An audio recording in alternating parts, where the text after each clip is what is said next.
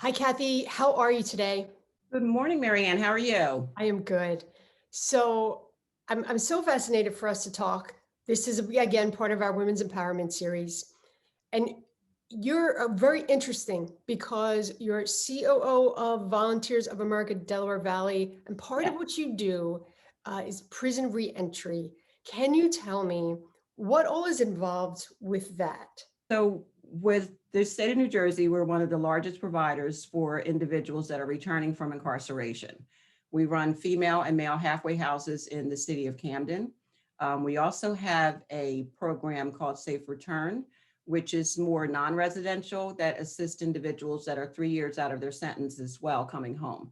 So, we help with everything from finding housing to stabilizing mental health issues that they may have, linking them up with substance abuse treatment services, and just reconnecting with their families. What's your role in all of that?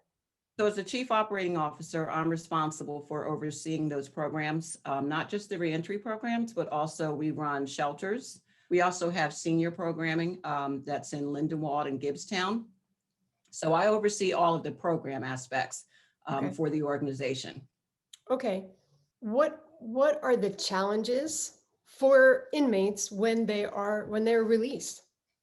Some of the challenges are housing, stable housing, Yeah. reconnecting with their family, definitely substance abuse treatment, and mental health services.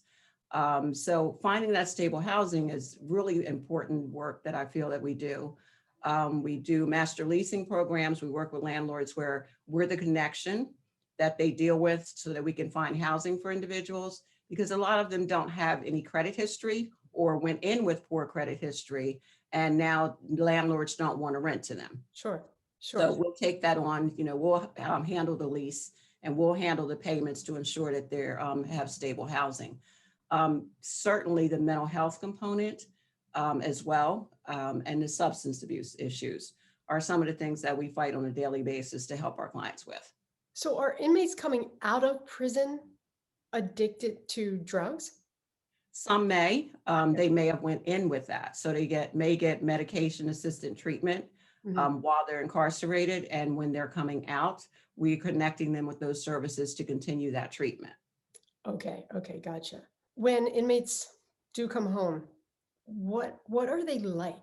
So when I started with this organization, it was in 2004. Mhm. And if you don't mind, I'd like to tell a little story. Please. So I was working in the finance area. I was working for a credit card company and absolutely miserable every second of the day that I was going to work. What I didn't like was some of the practices that they used. Redlining is real. So, putting people in debt that I knew they couldn't afford was not for me. I was raised in a family of helpers and givers. We served. So I got this phone call from our former COO, and she's like, "Oh, I need you to come in. I want to interview you for our employment coordinator position."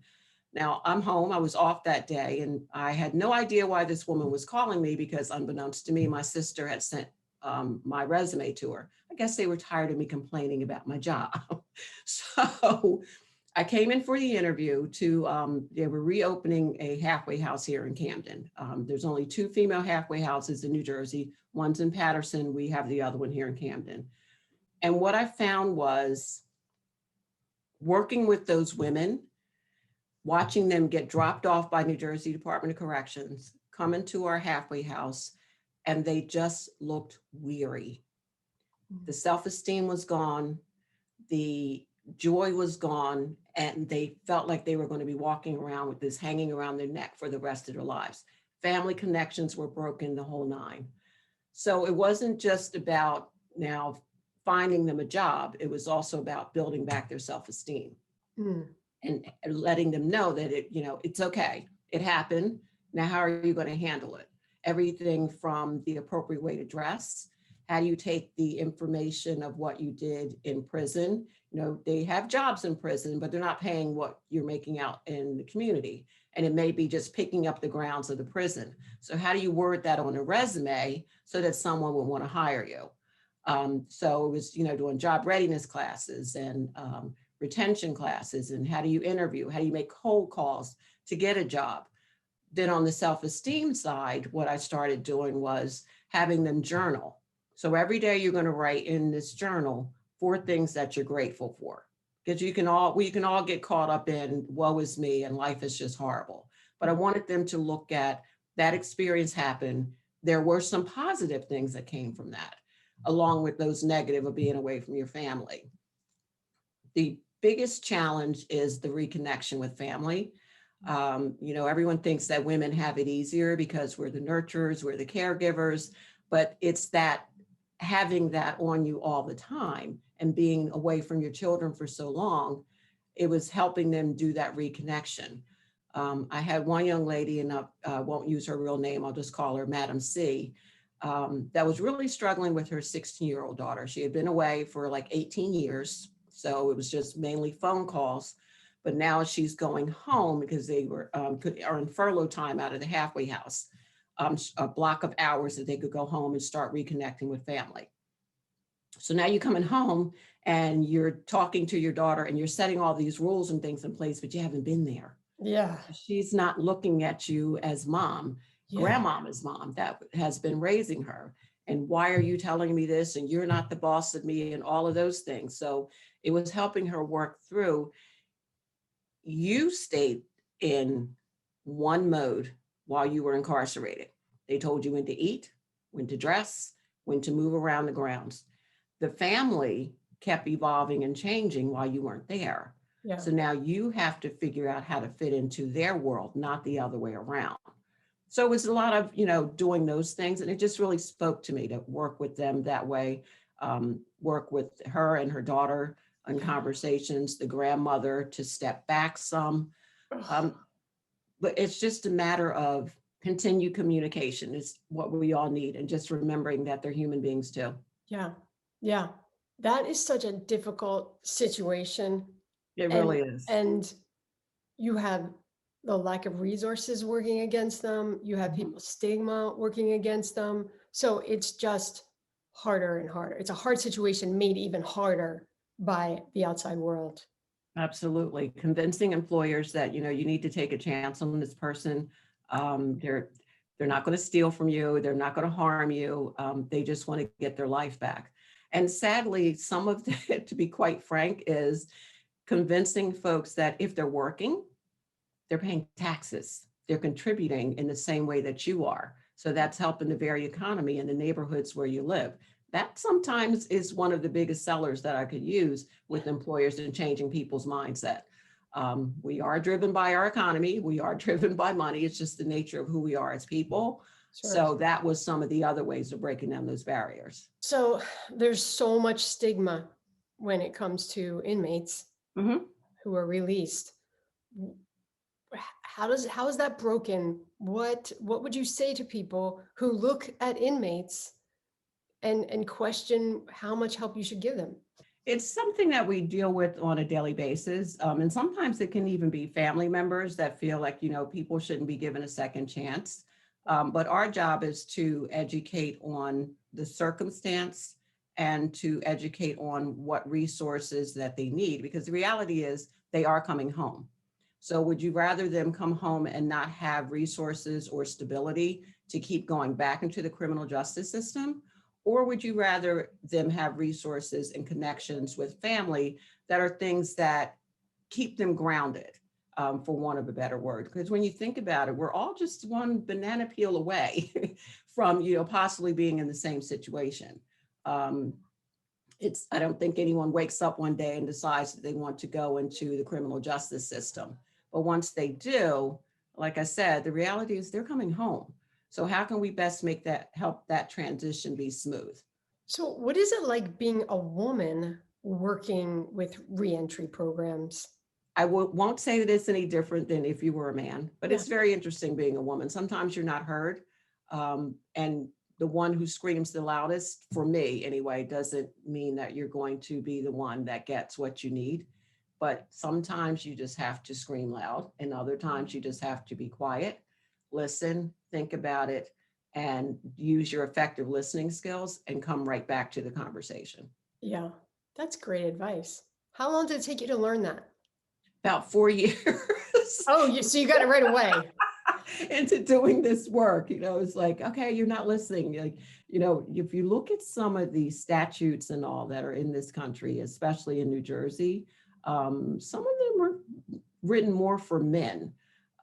So, running women's programs, they were often looking at things differently. So I'll give you an example. So if a male in a halfway house, for instance, he gets his furlough time, he goes home, he spends time with his wife, his girlfriend, or whatever. Suddenly, she's having a child. That's great. Female would immediately be sent back to prison. Why? I have no idea. So and neither did I. So, it's like, okay, it's no different. They're both, expanding their family. Yeah. But there were these different rules for women and men. It's that constant battle to get individuals to think differently. We're not the same. There are a lot that's alike, but we're not the same. So you can't apply the same rules. So it's just constantly working within the system in the right way, but at the same time, making your voice heard and pushing those legislators to change some things that have been antiquated for far too long. Yeah. And that's really based on women being involved, right? Right. No man is recognizing that At all. as a policy. Yeah. They don't, they, until you bring it to their attention, they didn't even think of it that way. Yeah. And then if you leave the room, they still go back to the way that they've always done things, or they just don't think broad enough. And unfortunately, women have increased in incarceration, still not as much as men. But I always thought that women got far more bites of the apple before they were actually incarcerated. But once they are, the system can't fit the same model. So how do you ensure that they're seeing their children on a regular basis? The female prison here in New Jersey is up in Clinton, New Jersey. So for those individuals that are further south, Camden, or, where I grew up in Bridgeton, that's about a 2.5 hour haul. For some families, they don't have the financial means to do that. They may not have a car. Mhm. So, and a phone call isn't the same as being able to look at, see, and touch your loved one. So it's how do you break down those barriers as well to make sure that when they have those connections that we know work, they come home and they're better situated to remain home. Yeah. So has something been done to make visiting easier? They have on some levels. They've added a daycare component at Edna Mahan. So when families come, the children have a place, a playground and all that they can play and spend that quality time. But it's still a lot more that we can do. The transportation in this state alone, the further south you go, is still a bit of a concern. The River Line and the Speed Line and Patco's and all those things, they don't go to Salem or Cumberland County. So, it's still working on some of those things, but I know it'll come. So tell me, when people hear, they meet you, they don't know anything about you, and then they Mhm. hear that you do this type of work, you're helping with inmates coming out of prison, what do they say? Even from my family members, some of them were like, how do you work with that population? It's like, oh, it's easy because there's someone that needs help. It's the mission of this organization. And quite frankly, it was how my sisters and I were raised. My mother was a civil rights activist. We would take people in our home that needed somewhere to stay. So it's just ingrained to me. And my response is usually, if not me, then who? Um, it's important that we all use our human side and ensure that we're taking care of the least of these. It's the very minimal of what we can do. I tell the story of, if I saw you in the grocery store and you had to put an item back because you didn't have that extra $2 or 50 cents or whatever it is, would I be wrong in giving that to you? Oh, no, that's what you're supposed to do. Then why wouldn't I help these individuals to have an opportunity to turn their lives around and to be living self-fulfilled lives, which is something that we all want. Yes. And it benefits all of us. It benefits all of us, absolutely. Yeah. Great. What a great conversation. Thank you so much for taking time to talk with me. Oh, thank you for asking me. I really appreciate it. It was really great to speak with you as well.